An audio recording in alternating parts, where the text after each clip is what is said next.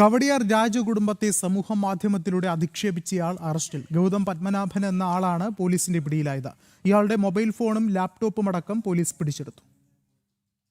July 3-നാണ് കേസിനാസ്പദമായ സംഭവം. കവടിയാർ രാജകുടുംബത്തിനും പൂയം തിരുനാൾ ഗൗരി പാർവതി ഭായിക്കുമെതിരെ സമൂഹ മാധ്യമത്തിൽ അപകീർത്തികരമായ വ്യാജപ്രചാരണമാണ് ഉയർന്നത്.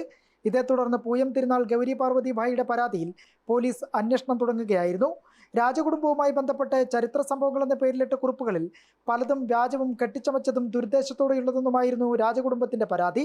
പരാതിയുടെ അടിസ്ഥാനത്തിൽ അന്വേഷണം തുടങ്ങിയ പേരൂർക്കട പോലീസ് വീരപത്മനാഭ ഗൗതം എന്ന അക്കൗണ്ട് വഴിയാണ് അപകീർത്തികരമായ പരാമർശങ്ങൾ പ്രചരിപ്പിച്ചതെന്ന് കണ്ടെത്തുകയും ചെയ്തു. പിന്നാലെ ഗൗതം പത്മനാഭനെ പോലീസ് അറസ്റ്റ് ചെയ്യുകയായിരുന്നു. ഇയാളുടെ മൊബൈൽ ഫോണും ലാപ്ടോപ്പും അടക്കമുള്ള ഡിജിറ്റൽ ഉപകരണങ്ങൾ പോലീസ് കസ്റ്റഡിയിലെടുത്തിട്ടുണ്ട്. ഗൗതമിനെ കസ്റ്റഡിയിലെടുക്കുന്നതിനിടെ പോലീസുമായി ഇയാളുടെ കുടുംബാംഗങ്ങൾ വാക്കുതർക്കത്തിലേർപ്പെടുകയും നടപടികൾ തടസ്സപ്പെടുത്താനും ശ്രമിച്ചു. അതിനാൽ സംഭവത്തിൽ കൂടുതൽ പേരുടെ പങ്കും പോലീസ് സംശയിക്കുന്നുണ്ട്.